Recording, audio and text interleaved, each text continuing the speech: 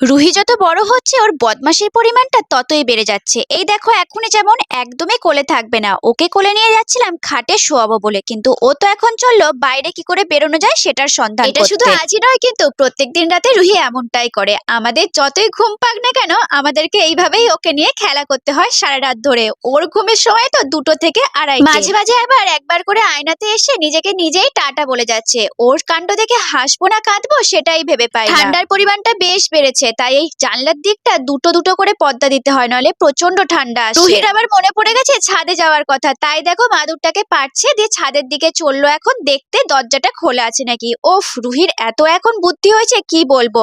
সব কিছু এখন মনে থাকে যে কোথায় কিভাবে কখন যায়। যখনই রুহি দেখছে দরজা খোলা নেই, তখন ও যাচ্ছে পর্দার পিছনে লোকাতে, কেন আমি ওকে ধরে না নিতে পারি। আর একটা করে জিনিস সেখান থেকে বার করছে আর আমার হাতে ধরাচ্ছে। এখন তো সবে মাত্র রুহির খেলা শুরুই হয়েছে।